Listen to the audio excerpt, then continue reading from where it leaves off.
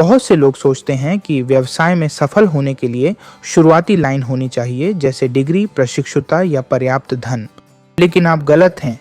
व्यवसाय शुरू करने या मौजूदा को सुधारने के लिए एमबीए, लॉटरी जीतने या अमीर माता पिता की जरूरत नहीं है।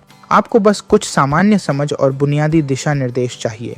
व्यवसाय शुरू करने या सफल होने के लिए सबसे जरूरी कौशल है बातचीत।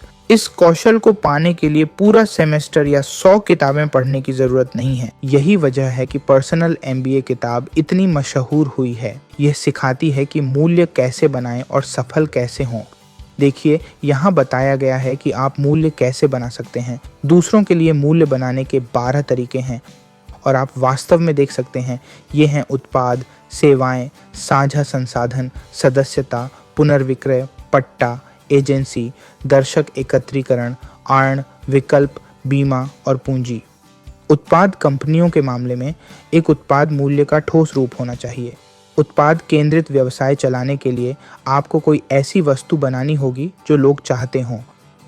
गुणवत्ता बनाए रखते हुए सस्ते में उत्पादन करें और ज़्यादा से ज़्यादा इकाइयाँ उच्च कीमत पर बेचें, जितना बाजार सहन कर सके। दूसरा, सेवा उद्योग में एक सेवा में शुल्क के बदले किसी की मदद या सहायता करना शामिल है। सेवाओं द्वारा मूल्य बनाने के लिए आपको उपयोगकर्ताओं को कुछ लाभ देने में सक्षम होना चाहिए। और एक सफल सेवा बनाने के लिए आपके व्यवसाय में ऐसे कर्मचारी होने चाहिए जो वो कौशल रखते हों जो दूसरों को चाहिए, पर वे खुद नहीं कर सकते या नहीं करना चाहते, और सुनिश्चित करें कि सेवा प्रदान की जाए। लगातार उच्च गुणवत्ता और भुगतान करने वाले ग्राहकों को आकर्षित और बनाए रखना। और तीसरा, आप मूल्य बना सकते हैं साझा संसाधनों से। साझा संसाधन एक टिकाऊ संपत्ति है जिसे कई लोग उपयोग कर सकते हैं। साझा संसाधन आपको एक बार संपत्ति बनाकर उसके उपयोग के लिए ग्राहकों से शुल्क लेने देते हैं। सफल साझा संसाधन बनाने के लिए ऐसी संपत्ति बनाएं जिसे लोग उपयोग करना चाहें। गुणवत्ता प्रभावित किए बिना जितने हो सकें उतने उपयोगकर्ताओं की सेवा करें। साझा संसाधन को बनाए रखने और सुधारने के लिए पर्याप्त राशि चार्ज करें। और चौथा है पुनर्विक्रय। पुनर्विक्रय थोक विक्रेता से संपत्ति खरीदकर उसे खुदरा खरीदार को अधिक कीमत पर बेचना है। पुनर्विक्रेता के रूप में मूल्य प्रदान करने के लिए उत्पाद यथासंभव सस्ते में खरीदें। बिक्री तक उत्पाद को अच्छी स्थिति में रखें। इन्वेंट्री लागत कम रखने के लिए जल्द से जल्द संभावित खरीदारों को ढूंढें। और सदस्यता एक ऐसा कार्यक्रम है जिसमें आवर्ती शुल्क के बदले निरंतर लाभ मिलते हैं। प्रदान किए गए वास्तविक लाभ मूर्त या अमूर्त हो सकते हैं। मुख्य अंतर यह है कि भविष्य में अतिरिक्त मूल्य की अपेक्षा और सदस्यता रद्द होने तक शुल्क लिया जाएगा।